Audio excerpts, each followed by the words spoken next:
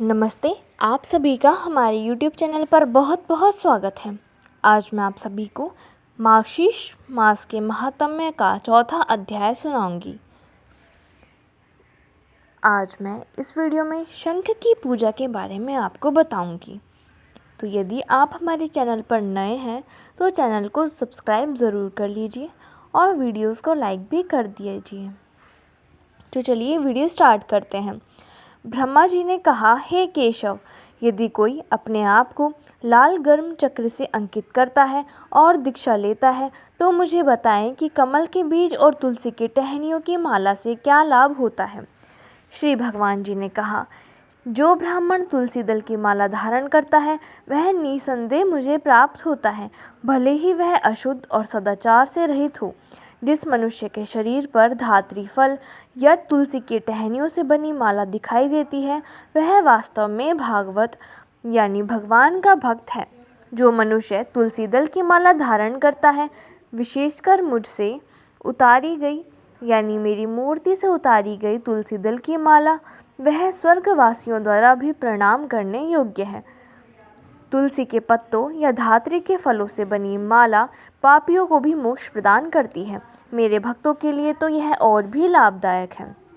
जो मनुष्य मेरे द्वारा धारण की गई तुलसी के पत्तों की माला पहनता है उसे प्रत्येक पत्ते के लिए 10 अश्वमेध यज्ञ का पुण्य प्राप्त होता है। हे प्रिय, यदि कोई मनुष्य तुलसी के टहनियों की माला पहनता है तो मैं उसे प्रतिदिन द्वारका से मिलने वाला पुण्य प्रदान करता हूँ। यदि कोई मनुष्य भक्तिपूर्वक मुझे समर्पित करके तुलसी दल की माला धारण करता है तो उसे कोई पाप नहीं लगता। जो तुलसी के टहनियों की माला धारण करता है उस पर भगवान सदैव प्रसन्न रहते हैं। वह मुझे उत्तम प्राणवायु के समान प्रिय है। यह आवश्यक नहीं है कि उसे कोई प्रायश्चित अनुष्ठान करना पड़े। उसके शरीर में कोई अशुद्धि या कलुष नहीं है। जिसके शरीर में तुलसी की टहनियाँ सिर, भुजाओं और हाथों के लिए आभूषण बनती है वह मुझे प्रिय है। मनुष्य को तुलसी की माला धारण करके पुण्य कर्म करने चाहिए। उसके द्वारा किए गए पितरों और देवताओं के शुभ कर्मों का करोड़ों गुना फल मिलता है। तुलसी दल की माला देखकर यम के दूत दूर से ही गायब हो जाते हैं, जैसे हवा में उड़ता हुआ पत्ता। कलयुग में जिस घर में तुलसी की टहनी या पत्ता चाहे सूखा या हरा होता है उस घर को पाप दूषित नहीं करता। यदि कोई व्यक्ति तुलसी दल की माला धारण करके पृथ्वी पर विचरण करता है तो उसे बुरे स्वप्न, अपशकुन या शत्रुओं से कोई खतरा नहीं होता। यदि पापी इरादे वाले बुद्धिवादी या विधर्मी लोग तुलसी की माला पहनने से इनकार करते हैं तो वे नरक से कभी वापस नहीं लौटेंगे। वे मेरे क्रोध की अग्नि से जल जाएंगे। अतः तुलसी दल, कमल के बीज अथवा धात्री फल से बनी माला को सावधानी पूर्वक तथा श्रद्धा पूर्वक धारण करना चाहिए। इससे उत्तम पुण्य प्राप्त होता है। अतः भक्त को ऊर्ध्व, पुंड्र, शंख आदि की छाप धारण करनी चाहिए। दर्भ घास हाथ में लेकर मेरा स्मरण करना चाहिए तथा तुलसी के पौधे की जड़ में संध्या आदि करनी चाहिए। संध्या आदि से निवृत्त होकर भक्त को चाहिए कि वह मेरी पूजा करें। यदि गुरु वहाँ उपस्थित हो तो पहले उनके पास जाकर उन्हें प्रणाम करें। उसे कुछ भेंट देकर प्रसन्नतापूर्वक उसके आगे दंडवत प्रणाम करें। आचमन संस्कार संपन्न करने के बाद पूजा मंडप में प्रवेश करें। मृग चर्म या कुश बिछाकर सुंदर आसन पर बैठकर कमलासन में बैठना चाहिए। भूत शुद्धि यानी तत्वों की शुद्धि करनी चाहिए। मंत्र का जाप करते हुए, इंद्रियों को वश में करते हुए उत्तर दिशा की ओर मुख करके 3 प्राणायाम यानी सांस रोककर करने चाहिए। पूर्ण ज्ञान रूपी सूर्य के द्वारा उत्तम हृदय कमल को प्रस्फुटित करना चाहिए। उस कमल के फलक पर सूर्य, चंद्रमा और अग्नि की स्थापना करें। विष्णु भक्त को चाहिए कि वह 3 पंखुड़ियों वाले उस कमल में इन तीनों की कल्पना करें। उनके ऊपर नाना प्रकार के रत्न जड़ित आसन स्थापित करें। उस पर भगवान के 8 ऐश्वर्यों का प्रतिनिधित्व करने वाले 8 पंखुड़ियों वाले कमल को स्थापित करें। कमल मंत्र ओम नमो नारायणाय के 8 अक्षरों से बना है, उसका जाप करना चाहिए। कमल कोमल, चमकदार और प्रातःकालीन सूर्य के समान आभा वाला है। फिर उसे मुझ भगवान का ध्यान करना चाहिए जो उस पर आराम से बैठे हैं। 4 भुजाओं वाले महान कमल, शंख, चक्र और लोह गदा धारण किए हुए हैं। भगवान 1 करोड़ चंद्रमाओं के समान हैं। उनकी आंखें कमल की पंखुड़ियों के समान बड़ी हैं। वे सभी अच्छे लक्षणों से युक्त हैं। उनके वक्ष स्थल पर श्रीवत्सा और कौस्तुभ चमकते हैं। वे पीले वस्त्र पहने हुए हैं। वे अद्भुत आभूषणों से युक्त हैं। वे दिव्य सजावटी वस्तुओं से सुशोभित हैं। उनका शरीर दिव्य चंदन से लेप किया हुआ है। वे दिव्य फूलों से शोभायमान हैं। वे तुलसी के कोमल पत्तों और वन के फूलों की मालाओं से सुशोभित हैं। वे 1 करोड़ उगते सूर्यों के समान तेज से चमकते हैं। उनके शरीर को दिव्य देवी श्री ने आलिंगन किया हुआ है, जो सभी अच्छे लक्षणों से युक्त हैं। वे शुभ हैं। इस प्रकार ध्यान करने के बाद उसे अत्यंत एकाग्रता और पवित्रता के साथ मंत्र का जाप करना चाहिए। अपनी क्षमता अनुसार मंत्र का 1000 या 100 बार जप करना चाहिए।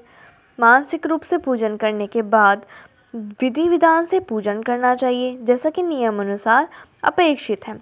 वह मेरे सामने शंख स्थापित करें। सुगंधित जल, दूर्वा और पुष्पों से भरा पात्र आचार्यों द्वारा चंदन और पुष्पों के दाहिनी ओर रखा जाए। जल का कलश बाईं ओर रखा जाए। उसे वस्त्र से पवित्र करके सुगंधित किया जाए। सामने घंटी और अलग अलग दिशाओं में दीपक रखे जाएं। अन्य सामग्री भी यथा स्थान पर रखी जाए। मेरे सामने अर्घ्य, पाद्य, आचमनीय और मधुपर्क रखने के लिए 4 पात्र रखे जाएं। हे चतुर्मुख, अर्घ्य के पात्र में सफ़ेद सरसों, कच्चे चावल, फूल, कुश, तिल, चंदन, फल और जौ के दाने रखने चाहिए। हे पुत्र, मेरी संतुष्टि के लिए गुरु को चाहिए कि वह पाद्य पात्र में दूर्वा, विष्णुपदी यानी गंगा जल, श्याम और कमल रखें। हे पुत्र, आचमनीय पात्र में बड़ी श्रद्धा से कंकोला, लौंग और जायफल रखना चाहिए। उपासक को पूर्ण श्रद्धा के साथ मधुपर्क पात्र में गाय का दूध, दही, शहद, घी और मिश्री रखनी चाहिए। जब उपयुक्त वस्तुएं उपलब्ध ना हो तो पूजन विधि के जानकार को चाहिए कि वे सदैव पत्र पुष्प इस विचार से रखें कि यही पूजन विधि में आवश्यक वस्तुएं हैं। तत्पश्चात उसे हाथ के साथ साथ अंगों का भी न्यास करना चाहिए। उसे परंपरा के अनुसार 5 या 6 अंगों पर न्यास संस्कार करना चाहिए। मेरा स्मरण करना चाहिए। भक्त को स्वयं को मेरे समान समझना चाहिए। हे चतुर्मुख, पूजा के आरंभ में मनुष्य को शुभ मंत्रों का जाप करना चाहिए। फिर उसे मेरे प्रिय शंख पांचजन्य की पूजा करनी चाहिए। हे प्रिय, इसकी पूजा करने से यह मुझे अत्यंत प्रसन्न करता है। हे प्रिय, शंख की पूजा करते समय उसे निम्न मंत्रों का जाप जरूर करना चाहिए। हे पांचजन्य, पूर्व काल में आप समुद्र से उत्पन्न हुए थे। भगवान विष्णु ने आपको अपने हाथों में धारण किया है। आपको सभी देवताओं ने बनाया है। आपको नमस्कार है। आपकी ध्वनि से बादल, सूर और असुर भयभीत हो जाते हैं। वे 10,000 चंद्रमाओं के समान उज्ज्वल कांति वाले पांचजन्य, आपको नमस्कार है। हे पांचजन्य, राक्षस स्त्रियों के भ्रूण हजारों की संख्या में पाताल लोकों में नष्ट हो जाते हैं।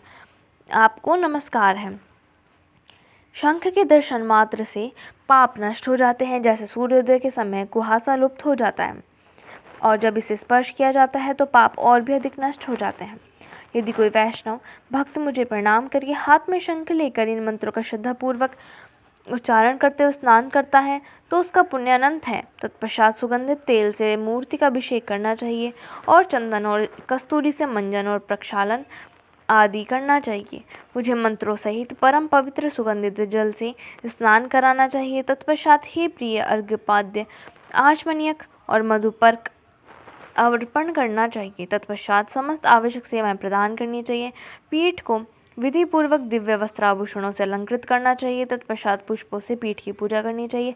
भगवान को वहां स्थापित करके मुझे वस्त्र, आभूषण, गंध आदि भक्तिपूर्वक अर्पित करें। तत्पश्चात विधि पूर्वक विविध प्रकार के नैवेद्य, खीर और मीठी खीर का भोग लगाएं। साथ ही कपूर और पान के पत्ते भी भक्तिपूर्वक अर्पित करें। भगवान को भक्तिपूर्वक सुगंधित पुष्प अर्पित करने चाहिए। 10 द्रव्यों से युक्त धूप और 8 मनमोहक दीप दान करने चाहिए। तत्पश्चात परिक्रमा करके प्रणाम करना चाहिए। तत्पश्चात बड़े आदर के साथ स्तुति करनी चाहिए। भगवान को शैया पर लेटाकर शुभ अर्घ्य देना चाहिए। धन्यवाद। इस वीडियो में बस इतना ही। तो प्लीज़ हमारे वीडियोस को लाइक कीजिए, शेयर कीजिए और हमारे चैनल को सब्सक्राइब कर लीजिए और बेल आइकन भी ज़रूर दबा लीजिए ताकि आगे आने वाली वीडियोस की नोटिफिकेशन आपको मिल जाए।